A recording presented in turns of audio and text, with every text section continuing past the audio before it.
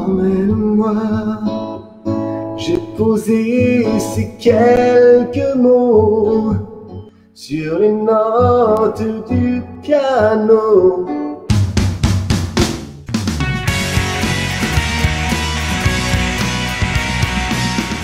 Bonjour, bonjour, bonjour tout le monde. Bonjour à tous. Comment tu vas? Eh ben, super bien, super bien.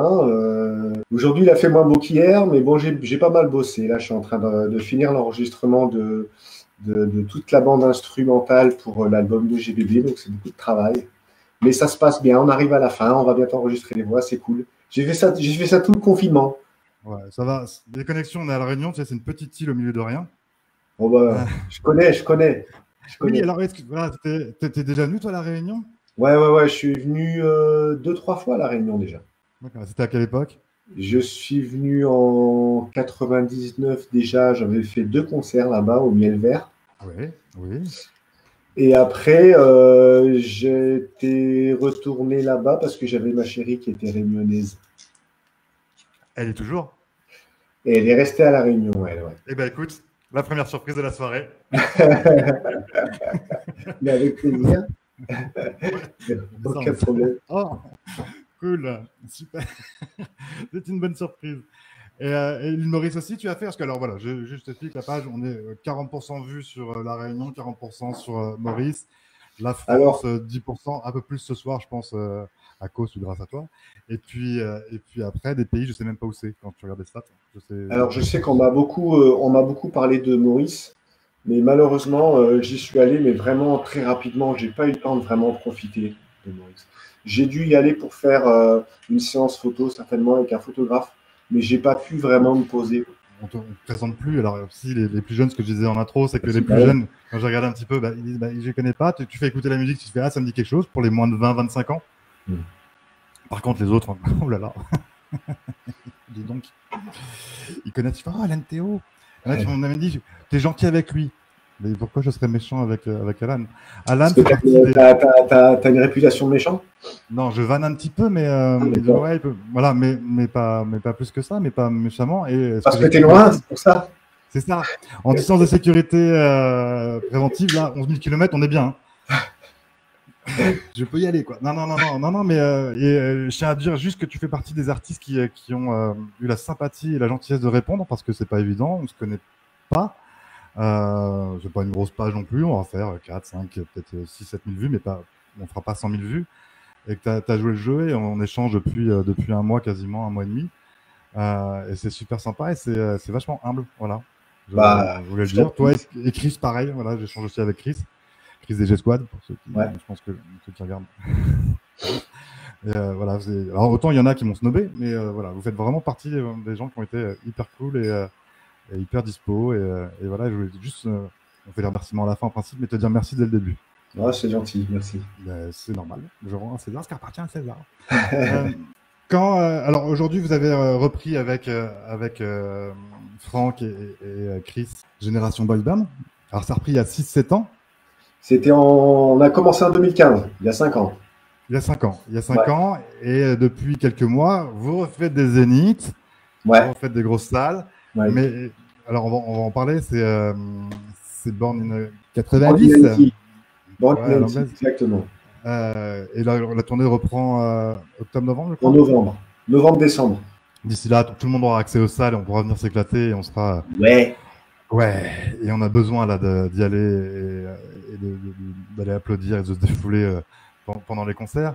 Mais est-ce que ça a été, pour en arriver à nouveau au Zénith, chose que vous avez connue dans les années 90, où je ne vais pas dire que c'était plus simple ou plus facile, mais c'était plus accessible et en quelques mois, semaines de carrière, vous étiez déjà dans les grandes salles, etc. Est-ce que ça, voilà, quel était le parcours en fait là pour à nouveau arriver à rentrer dans ces salles, reséduire un public? En fait, on n'avait pas du tout prévu ça. C'est Franck qui a voulu reconstituer un groupe pour pouvoir s'éclater sur scène parce qu'il ne sentait pas de le faire tout seul. Moi, j'avais fait un petit peu d'homme de chemin musicalement. J'ai exploré plein de choses. Je me suis vraiment éclaté et je continue d'ailleurs. Et la première personne qui l'a contacté, c'était Chris de G-Squad parce qu'ils avaient déjà eu ils avaient fait pas mal de télé ensemble et ils se connaissaient. Moi, je suis arrivé un petit peu sur le tard hein, au niveau des boys bands. Je suis arrivé en 98, J-Squad, ça a commencé en 95, To Be Free 96, tu vois. Donc, je suis arrivé vraiment à la fin. On se connaissait moins, on va dire. Et puis, j'étais pas un boys band. Honnêtement, Non. lui, il a cherché à reconstituer quelque chose avec les vrais, quoi. Pas un truc fait avec des gens que tu connais pas. Il voulait vraiment quelque chose d'authentique. Donc, ils ont vraiment cherché plein de personnes. Et puis, à la fin, ils se sont dit, ouais, mais c'est vrai qu'à la MTO, on a appelé le boys band à lui tout seul. Pourquoi pas rebondir là-dessus, quoi. Et donc, on s'est retrouvés, on s'est bien entendu. On a tout de suite voulu faire de la scène parce que c'était ça l'objectif. Donc, travail décoré, les musiques, chanter ensemble, harmoniser, etc. Mais on pensait pas, enfin, on voulait faire vivre ces chansons et puis on sentait que les gens aient commencé à avoir une sacrée nostalgie de ces années-là. Mais on n'avait pas du tout prévu qu'on allait ensuite être appelé pour faire Born in 90 parce qu'en fait, Born in 90, quand tu réfléchis, Génération Boys Band, ça n'existait pas en 90. C'est un nom qu'on a appris là maintenant, mais il n'y a que nous qui avons eu la chance de pouvoir être contactés pour faire partie de quelque chose qui devait réveiller les souvenirs des années 90, alors qu'on fait nos titres, mais pas comme on les faisait avant, tu vois, je veux dire, c'est assez particulier. Donc, ça n'a pas été difficile. C'est sûr qu'au début, ça a démarré très vite parce qu'on a mis, et on n'avait pas du tout appréhendé cette histoire de réseaux sociaux, on a mis une vidéo à l'arrache de Lola quand on chantait dans la cuisine et France 3 nous ont appelés pour faire le Tour de France. Donc ça a été, tu vois, et je me rappelle très bien que quand ils nous ont demandé comment il fallait nous annoncer, on savait même pas comment on s'appelait. On a pris le nom comme ça, quoi, Génération Boys Band. Du coup, on l'a gardé. Après, on s'est fait appeler GBB pour que ça soit plus court. Mais tu vois, tout s'est fait un peu comme ça. Alors, lentement, hein, parce qu'au début, on n'avait pas beaucoup de concerts. Les gens, Génération Boys Band, ils pensaient que c'était des jeunes qui reprenaient des boys bands. Ils ne se doutaient pas que c'était nous-mêmes qui faisions le truc. Et puis, c'était une gageure parce que ça aurait été beaucoup plus facile de s'appeler To Be Free ou J-Squad ou à l'MTO. Parce que ça percute tout de suite. Génération Boys Band, il a fallu le temps de se faire un nom, de faire des concerts, d'avoir des vidéos qui circulent pour que petit à petit, le nom Génération Boys Band existe et qu'on puisse faire la tournée des Zéniths. Mais on n'avait pas du tout prévu ça, quoi. Est-ce que justement, par rapport à ce parcours-là, parce qu'il a fallu faire des petites salles, des salons, etc., et voilà, c'est pas évident, parce que les dernières expériences de scène, grosse scène, c'était un peu de la folie. Voilà. Ouais. On a à peu près le même âge et moi j'ai connu ça en mode public. Ouais. On voyait toute cette déferlante qu'il y avait autour de vous, etc. Et que c'était juste de la folie. C'est des choses qu'on n'a pas retrouvées encore. Non. Il y a eu un moment peut-être la télé-réalité sur le. Oui, au début la télé-réalité c'était ça. Ouais. Et je pense que les nouvelles générations ne se rendent pas compte en fait du succès que vous aviez à l'époque et de la popularité qu'il y avait autour de vous. Je crois que tu racontais qu'il y avait en permanence 200 personnes en bas de chez toi. Sympa pour les voisins. Ils ont appelé, ils ont dit bon, lâche-nous maintenant. Recommence pas. C'était encore pire pour les To Be Free. Hein. Les To Be Free, c'était n'importe quoi. Ouais, 200 x 3, il était à 600 en dessous. Est-ce que c'est pas plus kiffant aujourd'hui d'arriver sur scène, de rentrer sur scène sur un Zénith où il y a eu tout ce travail-là pendant 3-4 ans que, j'ai pas envie de dire le tout fait dans les années 90, mais plus facile. C'est beaucoup de travail. C'est complètement différent parce que, comme je te dis, nous trois. Alors, je vais parler en mon nom. Je vais pas parler en nom de mes deux copains. Mais moi, j'ai fait plein d'autres concerts après. J'ai même fait plus de concerts après Emmène-moi que pendant Emmène-moi, pour te dire. Et ça a été des fois des cafés-concerts, des fois des scènes rock, des fois, tu vois, quelle que soit la taille, je suis revenu, on va dire, à quelque chose d'un peu plus humain quand je suis sorti de la spirale Emmène-moi et que j'ai commencé à faire des albums un peu plus rock. Et là, voilà, il fallait que de nouveau je puisse conquérir un public, etc. Et là, nous, on arrive sur une énorme scène avec nos histoires voilà, complètement différentes les uns des autres. Mais on n'a plus, on va dire, cette espèce de pression, le besoin d'être parfait. Enfin, on essaie d'être au mieux, mais on n'a pas quelqu'un qui attend après nous pour qu'on soit performant, pour qu'on vende des disques, pour qu'on soit toujours au taquet, tu vois. Et puis, on n'a pas non plus... enfin, je veux dire, Là, on attaque des scènes, tu commences à lancer ah non, et puis ça y est, tout le monde chante, tu vois. Je veux dire, c'est pas comme à l'époque où tu étais encore un peu à te demander si ça allait fonctionner ou pas, quoi. Est-ce que vous avez plus le temps d'en profiter parce qu'il y a la maturité aussi alors par contre, il y en a qui sont bien conservés, bravo. Mais est-ce qu'avec la maturité, on le prend différemment, on a plus le temps d'apprécier, de kiffer en fait les moments sur scène après, etc. Ou C'est ça, c'est ça. Le truc, c'est ça. C'est qu'on s'est aperçu que, enfin moi en tout cas, je me suis aperçu que j'avais pas pu vraiment apprécier ce qui m'arrivait à l'époque. Juste pour toutes les raisons que j'évoquais tout à l'heure. Parce que déjà c'était nouveau, parce que j'étais parfois terrorisé, tu vois, tu vois, t'es là, t'essaies de bien jouer, t'essaies de bien chanter, t'essaies de bien te présenter, de bien parler, d'être en accord avec tes musiciens, enfin tu vois, les lumières, quand il n'y a pas des télés qui tournent dans tous les sens et des photographes, là on arrive, on chante des chansons qu'on connaît par cœur, et puis moi j'ai la chance de pouvoir partager ça, en tout cas sur scène directement, avec deux autres personnes, alors que j'étais tout seul avant. Alors évidemment, j'avais la possibilité d'être avec des musiciens, mais j'étais pas en front, j'étais pas devant avec eux, tu vois. Je devais mener la barque tout seul. Là, on a chacun un rôle, on se lance des vannes, on sait quelles sont les forces et les faiblesses des uns des autres, on joue là-dessus, tu vois. C'est beaucoup plus jouissif. Moi, quand je monte sur scène, alors j'ai eu un petit moment de tension quand c'était sur Paris, à Bercy, enfin, à l'Accor Arena, parce qu'il y avait une captation, donc il fallait qu'on fasse vachement gaffe. Mais sinon, j'ai pas le trac. Dans ma vie, ça a été ultra. C'est très très rare que je monte sur scène sans trac. Et sur Born in 90, j'ai pas le trac. Donc, et pourtant, c'est énorme, tu vois. Et ça, c'est une libération. Ça te permet d'apprécier les choses. Sur cette tournée-là, vous êtes un peu les têtes d'affiche aussi. Alors, il y a d'autres artistes, mais vous faites partie des. Je pense qu'on a tous, tout le monde s'accorde. Je pense que la sauce, on s'est étonné de voir à quel point on s'entendait bien tous. Tu sais, on a un fil WhatsApp, Born in 90, et ça n'a pas arrêté. C'est-à-dire que là, on va bientôt rentrer en tournée et on n'a pas arrêté de s'envoyer des milliards de messages. Comme s'il y avait eu un casting de fou pour réunir des personnes différentes, parce que c'est très mixte, hein, c'était une période qui était super mixte, quoi. Je veux dire, il y a toutes les confessions, il y a plein de... Tous les continents sont représentés, tu vois. Et pourtant, on s'entend super bien, et sur scène, ça se sent. Je pense que les gens... il y a des personnes qui vont venir pour La Rousseau, d'autres qui vont venir pour Tribal Jam, d'autres qui vont venir pour Tragédie, tu vois ce que je veux dire. Mais tout le monde, à chaque fois, se dit « Ah, j'ai bien fait de venir pour voir les autres aussi. » C'était des bonnes surprises aussi. À une époque, je suis passé à côté peut-être. Et là, ça fonctionne.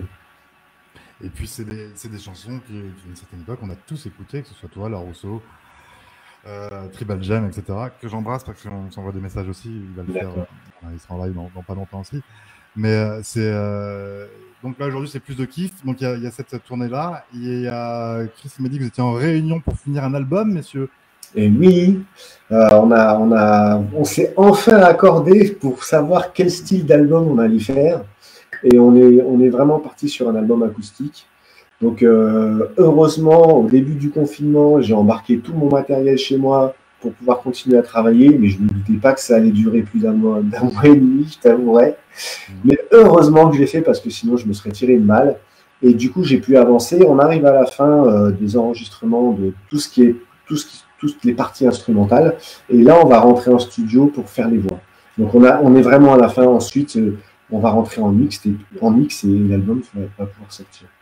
C'est fait avec, je veux dire, c'est fait comme à la maison, c'est-à-dire parce que je crois que Chris a un studio, etc. C'est fait entre vous ou il y a vraiment il y a des intervenants extérieurs qui. J'ai demandé à un pote guitariste qui joue sur Born in 90 de me filer un coup de main sur des titres qui étaient un peu délicats pour moi. En tout cas, des choses que je voulais un peu précises. Moi, je joue de la guitare, mais tu vois, je suis pas guitariste. Donc, il y a des choses, quand tu fais un album acoustique, qui doivent être quand même léchées parce que tu as une guitare, une basse et un peu de percu, quoi. Donc, si ta guitare, elle est moyenne, ça sonne pas terrible. Donc, il m'a donné un coup de main sur 4-5 titres. Mais non, on a fait vraiment avec nos moyens, nous. La preuve, moi j'ai enregistré chez moi toutes les guitares et les basses. Chris, il a travaillé tout ce qui était rythmique. On va faire les voix chez Chris et je vais mixer chez Chris. Donc c'est vraiment notre bébé, quoi. On n'a pas donné ça dans les mains de qui que ce soit d'autre. Et il sortira pas tant que vous ne serez pas tous d'accord sur la qualité. Ouais, mais on a fait une écoute la dernière fois, on avait l'air plutôt tous satisfaits. Alors il y a des choses qu'on va rectifier, hein, comme toujours, parce pour le moment, on a travaillé à distance, donc on ne pouvait pas non plus avoir des réactions à chaud. Et puis moi, tu vois, je travaillais avec mon casque, je travaillais au casque, je ne pouvais pas mettre de son. Enfin déjà, je n'avais pas de mettre du son, et j'étais pas en studio, donc je ne pouvais pas non plus traiter le son comme j'aurais aimé le traiter. Bouge pas, je reviens tout de suite. Ouais. Allez, je vais regarder un petit peu les commentaires. Bonjour à tous, je n'ai pas le temps de regarder les commentaires, je vais les regarder maintenant. Toujours fan d'Alan Théo depuis ses débuts. C'est adorable. Tu dois pas être toute jeune. C'est vrai que tu balances des vannes. Tu vois, ouais. J'arrive pas à me retenir. Mais la vanne Marjo. Bisous Marjo. Mais tu dois pas être toute jeune quand même. Ça se trouve, elle avait 5 ans, ça se trouve. C'est ça. Plus jeune que moi. Marjo, moi j'étais pro To Be Free à l'époque. Et oui, et maintenant oui, il y avait un peu des clans, hein. Il y avait un peu des clans. Hein. Mais alors, est-ce qu'il y en avait qui achetaient des concerts pour To Be Free, qui allaient te voir toi, qui allaient voir G-Squad, etc. Ou c'était vraiment les clans, les équipes, et ça se tapait à la fin des concerts? Il y avait des clans. En fait, ouvertement, on va dire qu'il y avait des personnes qui défendaient corps et âme tel ou tel artiste. Mais de mon expérience, quand il y avait, tu vois, par exemple à l'époque où les Hit Machine faisaient des grandes soirées, je peux te dire que les fans, elles connaissaient les chansons de tous les groupes. Donc voilà, il y avait des sortes de clivages, mais je pense que l'atmosphère générale était partagée par tout le monde. Alors, Marjo, je m'excuse, effectivement. Elle avait 6 ans. Et Marjo, tu es plus jeune que moi. Ouais. Dans ma gueule. Non, mais ça, de toute façon. C'est génial. Mais même, ça se trouve, c'est pas vrai. Ça se trouve, Marjo, qui me prouve que tu as vraiment 40 ans? Ah, ça y est, non, c'est Véronique qui a 40 ans, pardon. Ah non, j'avais 6 ans. T'avais 6 ans, oui, donc vachement plus jeune. Ok, bon, allez, je passe à autre chose avant qu'on parle des âges. Quel conseil, si tu pouvais remonter dans le temps et te parler à ton toi du passé? Tu vois un peu le truc un peu bizarre? Qu'est-ce que tu te dirais? Quels sont les 3 conseils que tu te donnerais? Tes choix vont être les bons. Ça m'aurait enlevé beaucoup d'angoisse. Le temps est ton allié. Voilà. Avec le temps, tu peux tout faire. Et tu peux tout avoir, mais pas tout en même temps. Ça, c'est des choses que j'ai apprises dans le temps. Et c'est vrai que, alors, j'aurais peut-être pas écouté à l'époque. Hein. Je vais t'avouer, on m'a donné des tas de conseils, et des tas de conseils, il y a des tas de choses que j'ai entendues que je n'ai pas comprises d'emblée. Mais c'est vrai que ça reste là quand même. Et par rapport à mon trajet, ce que je peux en retenir, c'est ces trois piliers. À l'époque, est-ce que les gens pouvaient te donner des conseils et que tu les écoutes ou Ouais, parce que c'est moi qui vends les disques, les gars. Non, parce que moi, j'ai jamais été quelqu'un qui avait confiance. J'ai jamais eu confiance en moi. Donc, j'essayais toujours d'être rassuré. Alors, évidemment, t'as une sorte d'instinct qui te montre que la personne qui te donne des conseils s'en donne à lui-même, tu vois, à elle-même. Elle parle pour elle-même, en fait. Ses failles, elle veut les combler, mais ce ne sont pas spécialement les tiennes, ou elles ont peur de choses qui n'ont rien à voir avec toi. Mais on m'a quand même donné... en fait, les conseils qu'on m'a donnés, je ne suis pas sûr de les avoir suivis, mais ça m'a permis d'avoir une vision, une sorte de recul par rapport à mon métier. Une question à la part de Véronique. Pensez-vous venir faire un concert à l'île de la Réunion? Oh oui, j'aimerais bien. Alors, que ce soit moi, que ce soit GBB, oui, bien sûr qu'on voudrait. On a commencé à nous en parler, d'ailleurs, un mois avant le confinement, on a commencé à nous en parler. Je pense que on va faire grossir un petit peu le phénomène, en tout cas concernant GBB, et ça devrait pouvoir se faire. Moi, personnellement, il y a plusieurs choses que j'ai mises en route, et d'une manière ou d'une autre, il y a des grandes chances que je vienne. Voilà. Parce que l'infrastructure est moins lourde.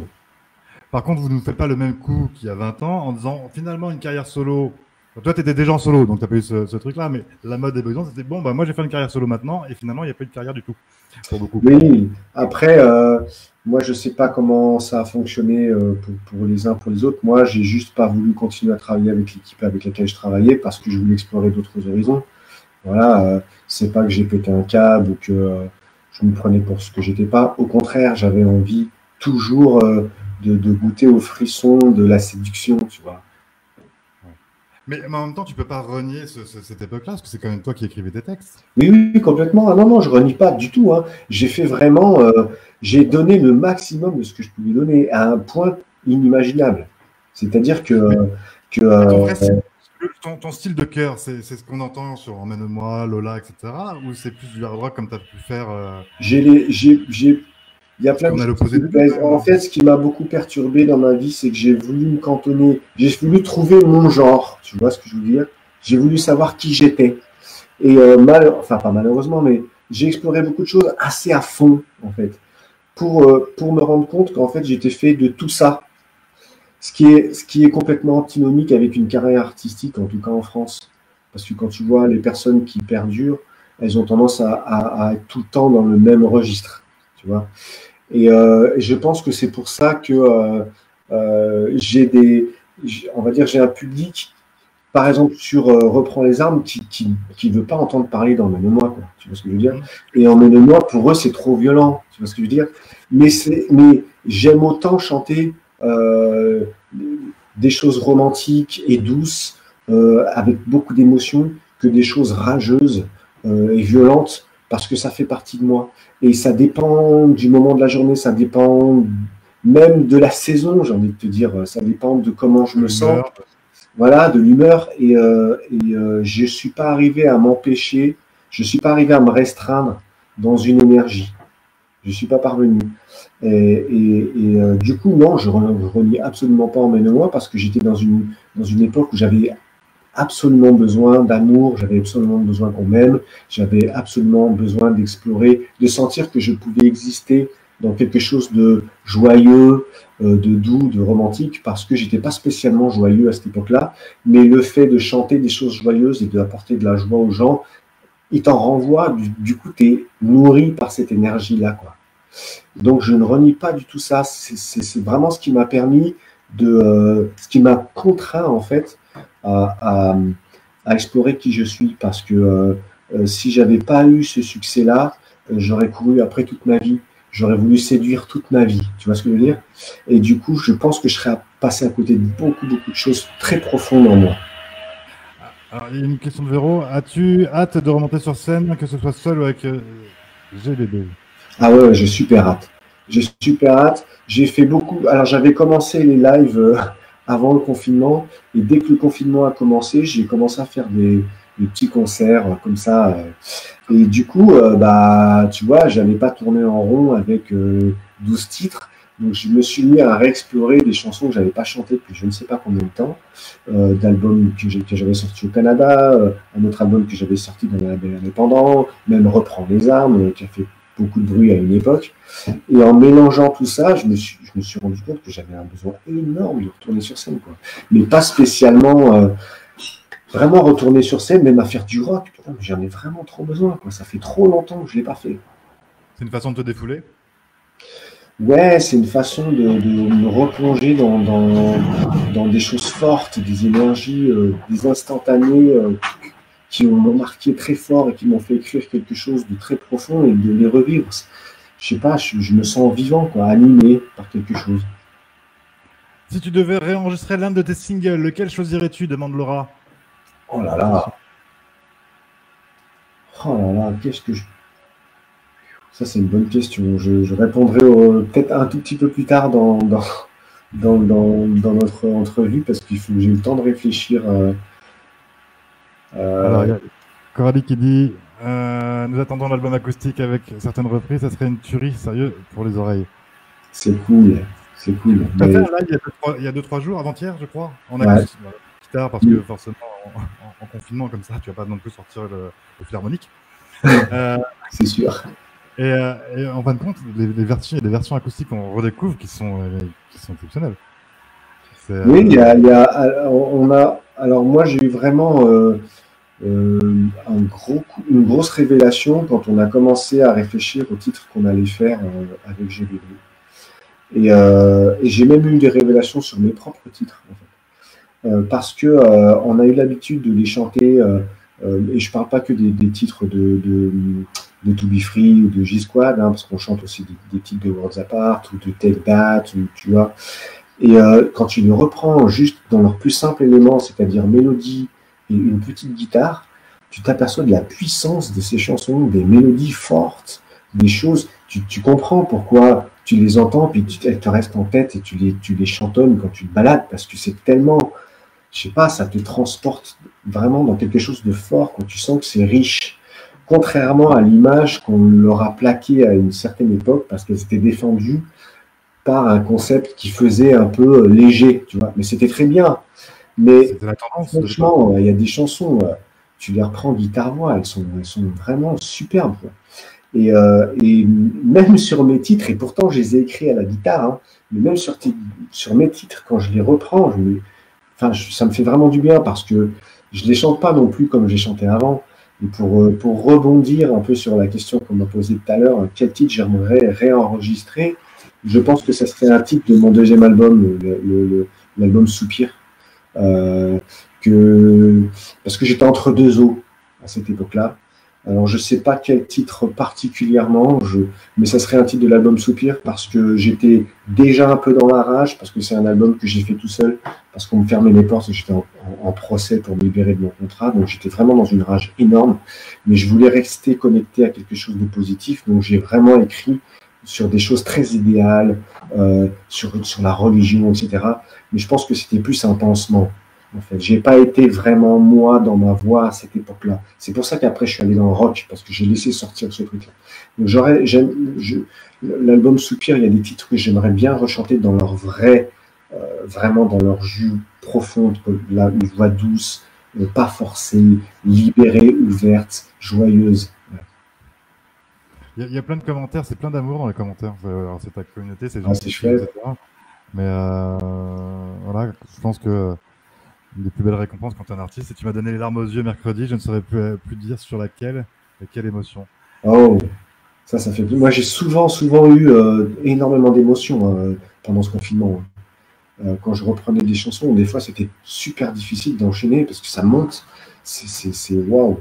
J'ai eu énormément d'émotions. À chaque fois que je joue, j'ai toujours un moment où faut que je reprenne ma concentration pour pouvoir continuer à chanter parce que ça me submerge. Une question que je me pose, mais alors après, mais c'est vraiment pas mal d'apprendre. Une chanson comme Emmène-moi, tu l'as chantée quoi, des dizaines de milliers de fois? Ouais. Est-ce qu'à un moment on dit pas ah mais si, c'est ce que je me suis dit. Hein. Moi, en fait, ça a été un peu plus compliqué. Enfin, un peu compliqué. C'était un peu plus radical. C'est-à-dire que pendant un certain temps, quand j'ai commencé à vouloir faire d'autres chansons, à chaque fois que je rencontrais un professionnel, il me parlait d'Emmène-moi. Tu vois, il me disait, il faudrait que tu fasses Emmène-moi, mais en version 2000, en version 2002, en version 2004. Tu vois ce que je veux dire? C'était l'enfer, quoi. Donc, j'en pouvais plus. J'en pouvais plus. On parlait d'Emmène-moi, de Lola, mais c'était tout le temps, quoi. Il n'y avait que ça. Et du coup, j'ai fait d'une pierre deux coups. C'est-à-dire que j'ai arrêté de communiquer sur mon nom à l'ANTO parce que c'était tellement empreint de ces chansons-là qu'on ne laissait rien faire d'autre. Et c'est là que je te parlais de cette exploration personnelle, c'est que le fait d'avoir eu ce succès-là, ça m'a permis de m'en libérer et donc du coup de pouvoir explorer des choses beaucoup plus personnelles en enlevant le poids de Alan Théo. Tu vois. C'est comme si je m'étais dit, bon bah, je l'ai fait, tu vois ce que je veux dire? Le gros coup, machin, tout le monde te connaît, chante ta chanson, tu remplis des zéniths, ça y est, c'est bon. Maintenant, toi, au fond de toi-même, qu'est-ce que tu veux vivre vraiment en tant qu'être humain et pas en tant que jeune homme qui veut prouver à tout le monde que c'est le meilleur. Tu vois ce que je veux dire?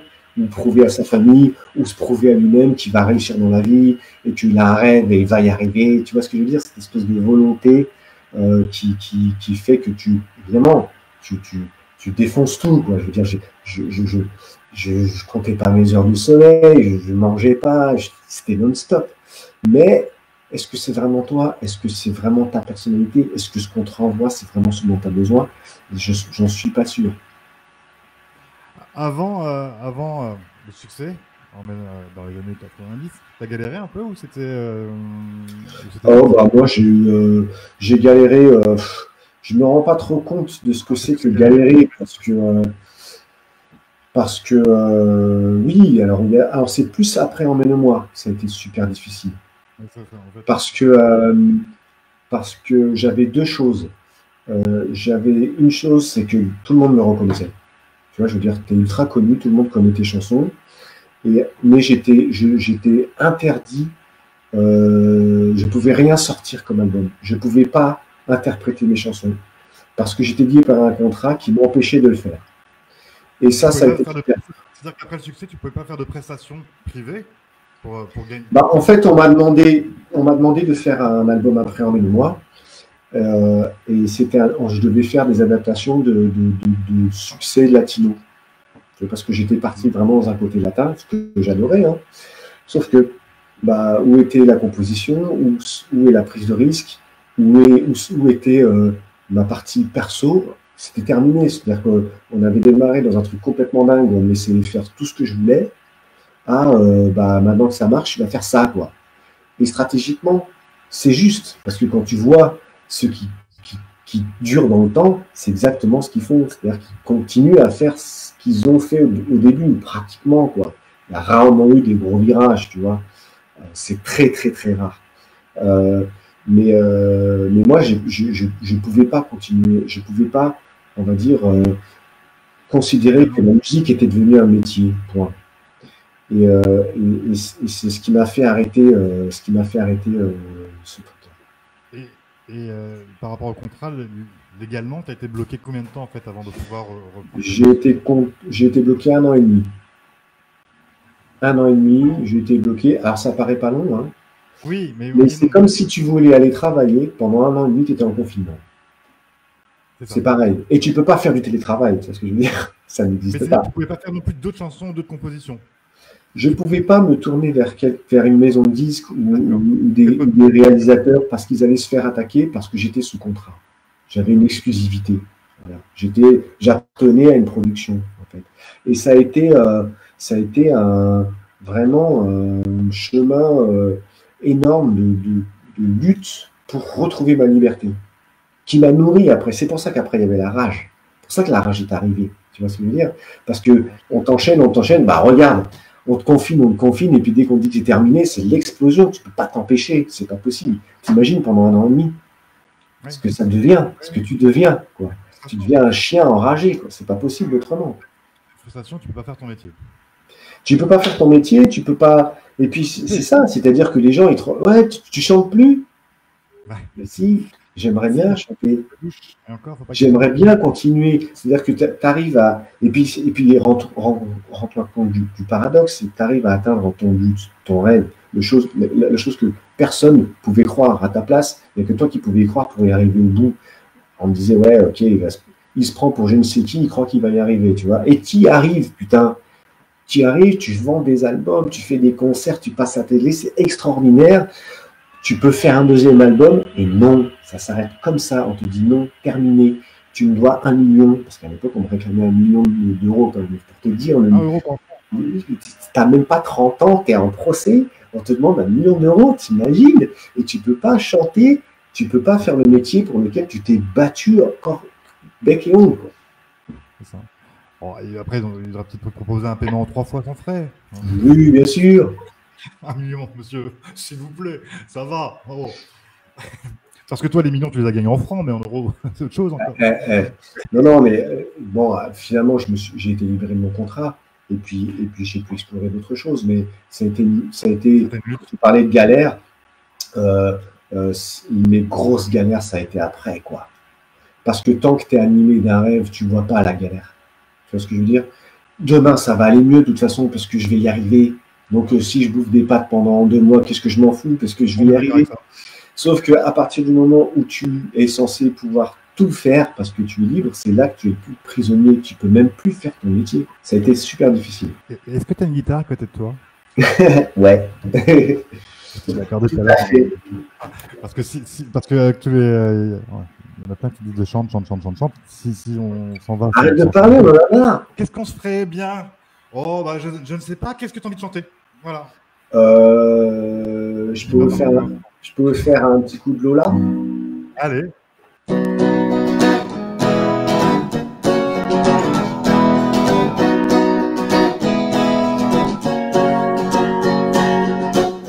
Oublie tout, ne rêve pas, mais regarde tout de toi.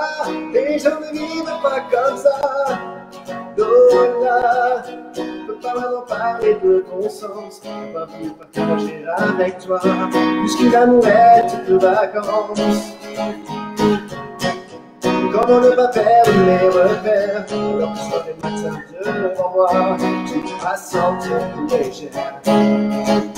Mes parents, oh, oh, chaque fois me demandent pourquoi j'ai choisi le célibat. Mes frangins, oh, oh, chaque fois se lamentent pour moi, qu'il n'y ait personne sous mon toit. Oublie tout, ne rêve pas, mais regarde autour de toi, les gens ne vivent pas comme ça. Lola, oublie tout, ne rêve pas, mais regarde autour de toi, les gens ne vivent pas comme ça. Lola. Et qu'est-ce qu'elle est devenue, Lola? Eh bien, Lola, elle va très bien, elle a une petite fille, elle est toujours dans le design, parce qu'elle faisait du design. Ça a l'air de bien aller, je t'avoue que je n'ai pas souvent de nouvelles, mais les dernières nouvelles que j'ai eues, ça se passait super bien. Ouais. Ça fait du bien en acoustique, hein, c'est vrai. Ouais, c'est cool. Dites ce que vous en pensez. Bon, ça y est, vous l'avez déjà dit. Un petit coup de bouger.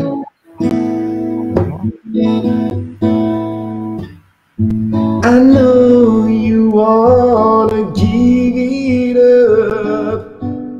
There's no easy way to say I'm gonna save my love for you. Emmène-moi, I know you wanna give it up. There's no easy way to say I'm gonna save my love for you. Emmène-moi, j'ai posé ces quelques mots sur les notes du piano pour les souffler jusqu'à toi. A little song for you. Un autre jour, another day, une autre histoire, another way.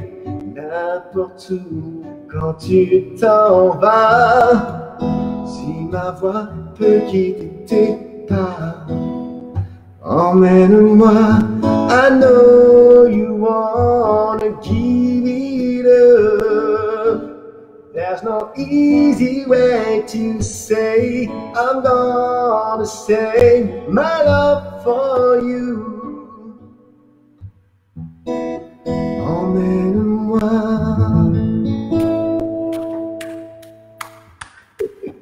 Eh oui, eh oui. Eh ben en acoustique, écoute, il sort quand l'album en acoustique, t'as dit tout à l'heure?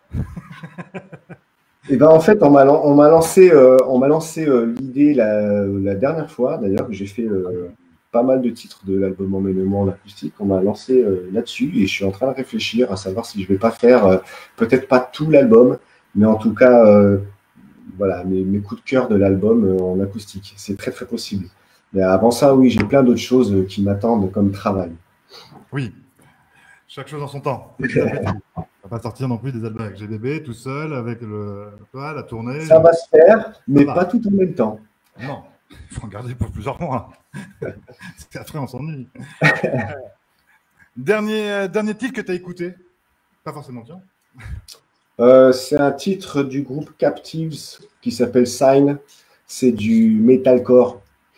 Mais non, c'est tout, hein. C'est doux. Ouais, voilà.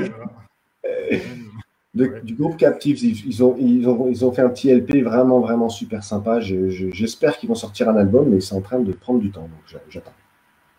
Dernier coup de folie. Dernier coup de folie. Qu'est-ce que c'était la folie?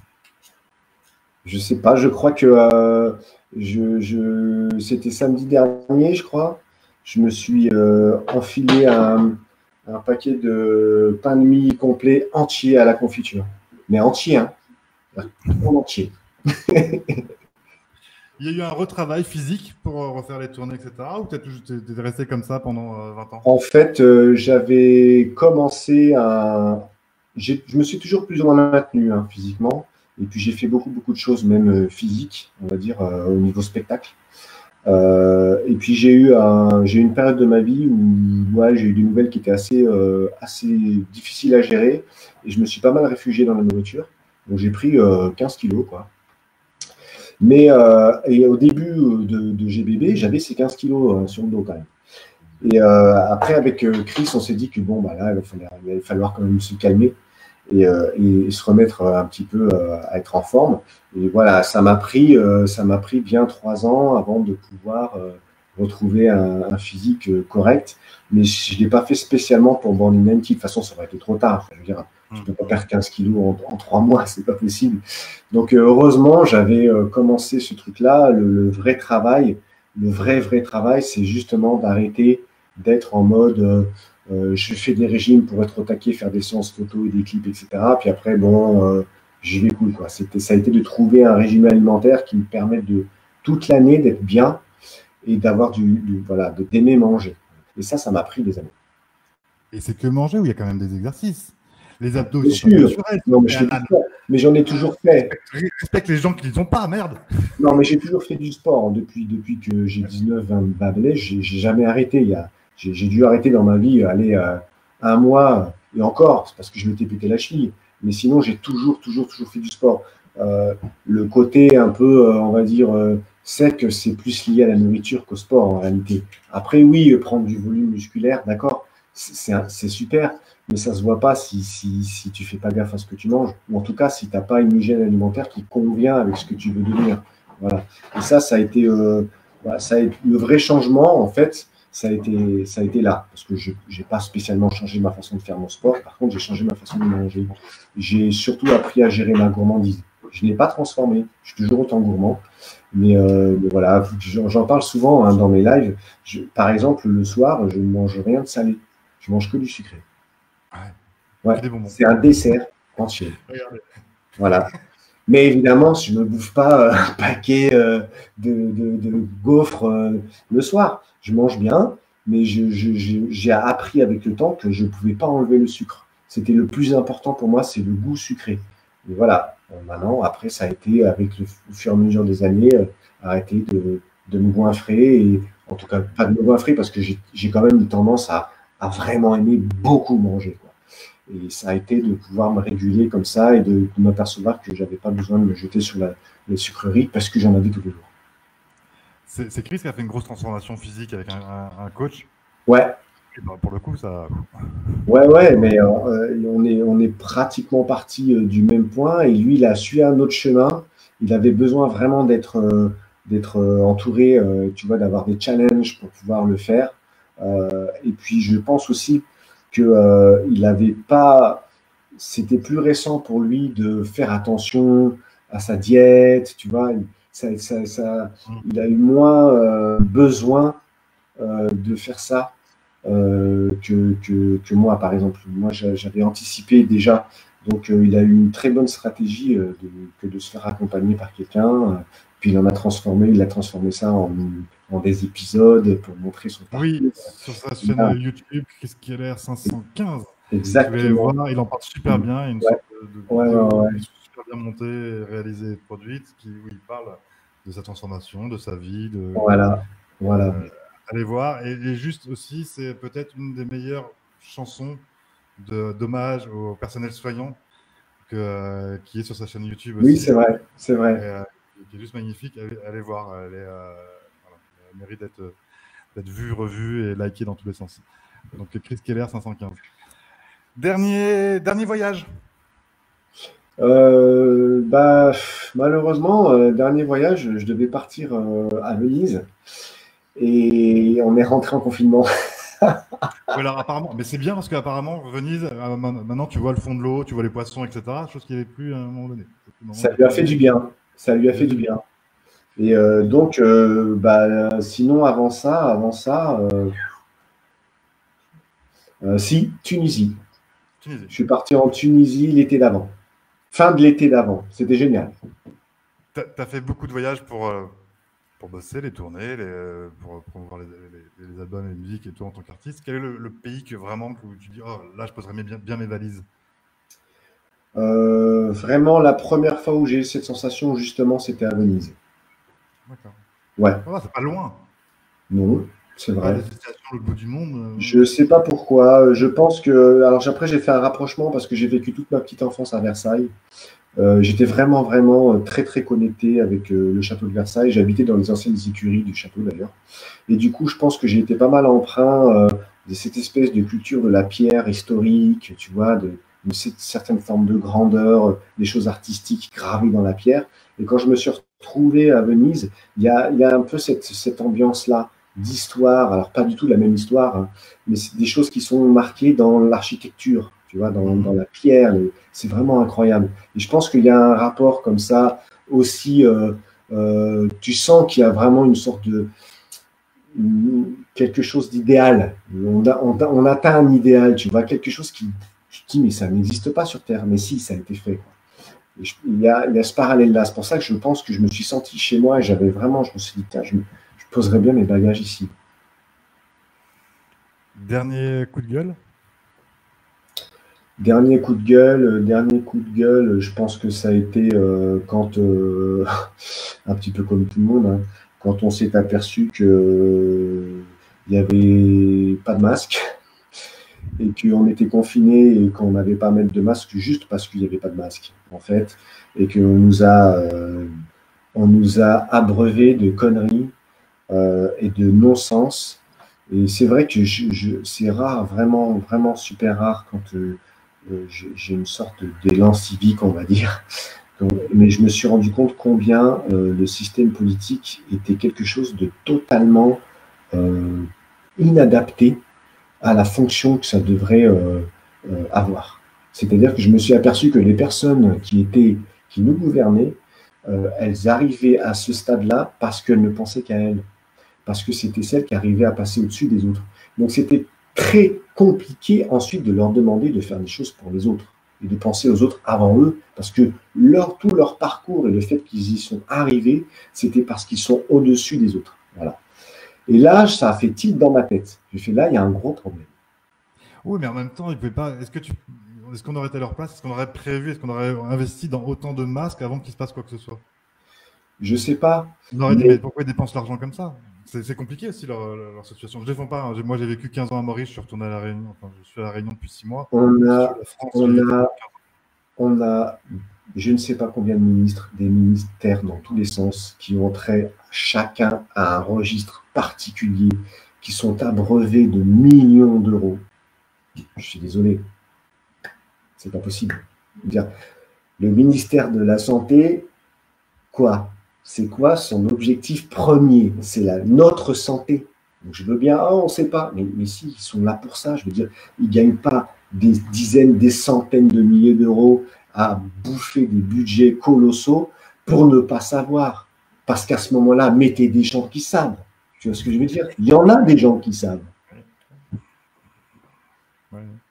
Ah non, ça dépend. Après, voilà, moi j'ai vraiment un avis, alors pas différent parce que je suis d'accord avec toi sur C'est comme là. si Mais j'étais guitariste et qu'on me demande de faire un la mineur et que je ne savais pas le faire. Ah, je n'ai pas pensé qu'on allait me demander de faire un la mineur. C'est pas possible, je suis guitariste. après juste vraiment pour le coup, et je dis, moi j'ai vécu 15 ans à Maurice.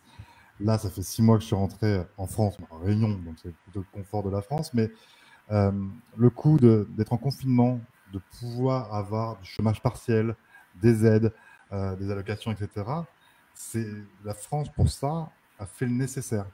Mais oui, mais Dans d'autres pays, il y en a qui sont en train ouais, à Maurice, il n'y a pas d'aide, il n'y a pas tout ça.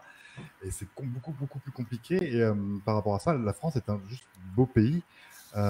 Après, ouais, il n'y avait pas de masque. Bordel de merde. Mais par exemple, non, on non, pouvait mais porter des masques.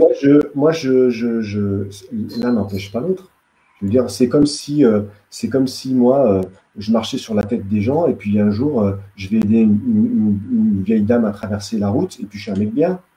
Je vois pas le rapport. Tu vois ce que je veux dire? Alors pourquoi on fait autant de ministères? Faisons un seul ministère, il doit tout gérer. Mais non. Je veux dire, tout est fragmenté, segmenté pour que chacun ait à s'occuper que de sa tâche. C'est pour ça, pour un tas de choses. C'est comme si tu demandais à un médecin, tu allais voir un médecin, mais il sait pas guérir les gens qui ont la grippe, mais par contre, si tu as une otite, c'est bon. Mais la grippe, non. Non. Mais il guérit les otites, donc c'est pas grave. Mais non, c'est pas possible. Oui, ça fait mal une otite aussi. Oui, mais ça fonctionne pas. Ça n'enlève pas que c'est un super beau pays, qu'il y a des choses qui sont heureusement bien gérées, peut-être par rapport à d'autres, c'est pas ce que je veux dire. Mais ma réflexion par rapport à la politique, c'est pas spécialement lié à la France, hein. C'est le système par lui-même. C'est d'élever des gens à un certain rang parce qu'ils ont cette capacité et cette prédisposition à s'élever au-dessus des autres. Et on leur dit, occupez-vous de nous. Il y a une incohérence pour moi à ce niveau-là. Je crache pas sur la tête des uns des autres. Je dis pas que c'est pas un beau pays, loin de là, hein, bien au contraire. Mais il y a des choses, ça n'empêche qu'il y a des choses qui, mais de façon patente, ne fonctionnent pas. Bah, tous 2 mois de confinement, tout ça à cause de masques en tissu, en papier. Non, mais tu vois le rapport. Hein, c'est chier, quoi. C'est pas possible. Tu l'as vécu comment, le confinement, toi? Bah, moi, je te dis, c'est un peu. Pourquoi je me suis enflammé, c'est parce que je pense que ça a touché à ma sempiternelle lutte pour ma liberté. Tu vois? Et je pense que ça a touché un truc. Foncièrement, ça n'a pas chamboulé ma vie. Parce que je suis quelqu'un qui travaille beaucoup tout seul et qui peut travailler, voilà, et tu me donnes des instruments, un ordi, puis voilà, je fais mon taf, tu vois. Alors évidemment, je ne peux pas faire des concerts. Et encore, j'ai trouvé le palliatif de pouvoir les faire en live. Mais mine de rien, je faisais un concert par semaine, c'était génial, c'est ce que je veux dire. Ça ne m'a pas complètement chamboulé, mais par contre, ça m'a fait beaucoup réfléchir aux choses que j'avais mises de côté, et notamment vraiment des années et des années de travail, d'écriture qui dormaient, voilà, et que j'ai décidé de sortir. Voilà. J'ai décidé de vraiment me mettre à nu et de me donner l'opportunité de faire écouter ça à d'autres que moi. Parce que quand j'écris une chanson, je ne l'écris pas pour moi, quoi. Quand j'écris la chanson, j'imagine que je vais la chanter devant des gens, j'imagine que je vais provoquer des émotions. Des fois même, je voudrais provoquer des réactions. Si ça adore chez moi, ça ne sert à rien. C'est une fausse humilité. C'est genre, je vais sortir la quintessence de ma création et puis peut-être que voilà, je vais faire mon. Non, non, le but du jeu, c'est d'être vrai. Il y a des fois où j'ai pas la même énergie, je ne vais pas sélectionner. Il faut que je sois capable, moi en tout cas, j'en ai besoin de pouvoir explorer tout un tas de facettes de ma personnalité et des choses que je n'ai pas révélées. Allez, la dernière fois que tu as dit je t'aime. La dernière fois que j'ai dit je t'aime, j'ai dû le dire il y a peut-être 1 heure. Merci. Alan, je te remercie infiniment. On a passé 1 heure quasiment ensemble. C'était un vrai plaisir. On a parlé de tout, de rien. Voilà, on se détend. Et ça m'a fait énormément plaisir de te recevoir. Merci à vous dans les commentaires de tout l'amour que vous avez pour Alan. Je trouve ça magnifique. C'est vraiment cool. Ça fait vraiment plaisir. Voilà, depuis le confinement, je crois qu'on est à 40 ou 50 lives. On a reçu une 50aine d'artistes sur Maurice et sur La Réunion, etc. mais on était plus dans le délire dans les commentaires. Et là, c'est des cœurs dans tous les sens. Et t'as vraiment un public que tu mérites. Voilà, Oh, mais c'est gentil, merci, c'est adorable. C'est adorable. voilà, C'est vrai, je vois que c'est super bienveillant. c'est très bienveillant et Ouais, ouais. c'est très beau. Voilà. Ouais, ouais, c'est vraiment cool. Mais ouais, c'est vrai que bon, grâce au réseau, j'ai mis du temps à m'y mettre, hein, mais grâce au réseau, j'ai pu vraiment tisser un lien particulier et le confinement, ça l'a renforcé, j'ai l'impression. On avait besoin les uns des autres, tu vois. Et ça reste là, quoi. La preuve, même hors confinement, je continue à faire des concerts. Ouais, Là, et puis, d'accord. et puis les lives, voilà, je pense que comme pour toi et moi aussi, ça nous a permis aussi de garder une proximité avec, de découvrir des nouvelles personnes, de partager, de s'amuser, voilà. Et le confinement a été moins douloureux, je pense, grâce aux réseaux sociaux et ce que les Complètement. artistes peuvent vous faire partager. Heureusement, il y a une centaine d'années, avec les pigeons voyageurs, ça a été moins fun, le confinement. Ah oui, je pense pas qu'on ça aurait été. Mais bon, ça s'est jamais passé avant, hein. Ça n'est Si, jamais. grippe espagnole. Ah oui, oui, c'est vrai. Voilà, 50 millions de morts, etc. Ils n'ont pas dû vivre la même chose. Et voilà, Mais dans notre malheur. il y avait eu un confinement? Alors, à l'époque, je sais pas, je pense qu'il y avait la guerre pas loin. Non, non, Mais non. non, Moi, non, je te parle, ça s'est jamais passé avant. Je te parle du confinement. confinement comme ça, je sais Ça pas. s'est jamais passé. Donc, heureusement que ça s'est passé avec les réseaux sociaux. J'imagine, même il y a 25 ans. Oh là là, mais ça aurait été la carnage. Non, mais il y aurait eu de la contrebande. Il y aurait de la contrebande. Toujours, il y aurait réunion secrète et tout. C'est obligé. On ne se serait jamais départi de cette pandémie. C'était pas possible. Juste, j'ai eu Chris, il m'a dit que avant la sortie de l'album, vous viendrez tous les trois sur le live. Donc voilà, maintenant il y a des témoins. Il n'y a pas que des messages. Je sais pas si tu es au courant ou pas. Je n'étais pas au courant. Il t'a dit ça quand? Il m'a dit ça hier, je crois. Quand il a dit attends, parce que fais gaffe, parce qu'avec Alan, on a réunion jeudi, parce que t'étais de vendredi, mais fais gaffe, parce que. Bon. Et il fait, on le fera ensemble et tout. J'ai l'idée sortie de l'album. Bah, c'est cool. Donc on va se revoir dans pas longtemps, la semaine prochaine. Complètement. Quant à moi, je vous retrouve dimanche avec Mr. Love, Emily Bullock, Farah sur C'est Cook World. On fait des choux. Des chouquettes. Choux. C'est quoi des choux, des chouquettes? Farah? Chou, chouquette.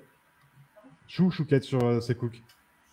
Chou et chouquette. Voilà, les ingrédients sont sur la page C'est Cook World. On fait ça en live avec Mr. Love, Emily Bullock et Farah. Tu cuisines, toi? Pas du tout. Mais pas du tout. C'est d'ailleurs pour ça que j'ai mangé mal toute ma vie. Heureusement, là, je suis avec une petite chérie qui me prépare mes petits repas. Je fais vraiment le mec, tu vois, genre le mec à l'ancienne, quoi. Mais c'est pas de ma faute, elle adore. Moi, je peux faire. Hein. On entend depuis tout à l'heure les bruits de. Ouais. Etc. Et toi, tu es dans le canapé avec ta bière en train de regarder le foot. Le mec super macho de base, tu vois, le mec de base, quoi. Non, mais c'est vrai que. C'est loin l'époque de bonjour, je m'appelle Alan, je suis célibataire. Allez loin, là, je vous le dis. Non, mais c'est évident que si j'avais été vraiment tout seul à devoir faire ma nourriture, ça aurait été très compliqué pour moi. Vraiment, vraiment compliqué. Et là, j'ai quelqu'un qui prend soin de ma petite santé parce que je ne suis plus tout jeune. Et voilà, et ça, je me sens en pleine forme grâce à lui. C'est cool. C'est cool. Dans les commentaires, qu'est-ce que tu dis? Une dernière? Je sais pas. Est-ce que tu en as une dernière chanson? Pas une dernière chanson, mais vous n'arrêtez jamais, les gens. Et je propose qu'on se dise au revoir et comme ça, dès que tu as fini, je coupe le live et on se dit au revoir. Ça te va? Ok. Merci à tous. Continuez de liker, de partager. Alan sur les réseaux sociaux, c'est Alan Théo. Sur Instagram, vachement présent. Il faut liker, partager. Sur Facebook aussi, Alan Théo. Merci infiniment. Tu coupes pas ta caméra. Je coupe pas ma caméra. Alan Théo. Je suis plus très accordé, mais bon, c'est pas grave. J'aurais voulu saisir cet espoir qui me tendait les bras. Mais le jour l'a fait fuir loin de mes doigts. Qui pourrait me prédire que la nuit toujours me la rendra. Je la revois sourire quand elle se glisse Solo quiero soñar dans une danse, un sursis. Enfin s'avance la nuit dans un silence, un oubli. Enfin je vis. Si pudiera nunca parar, escríbeme como amar. Oh, yeah. Si pudiera siempre bailar, cada noche hay que esperar mi presencia. Solo quiero soñar.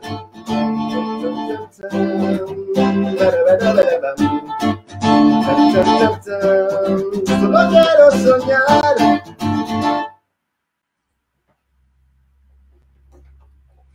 Merci à tous d'avoir suivi ce live. À très très vite.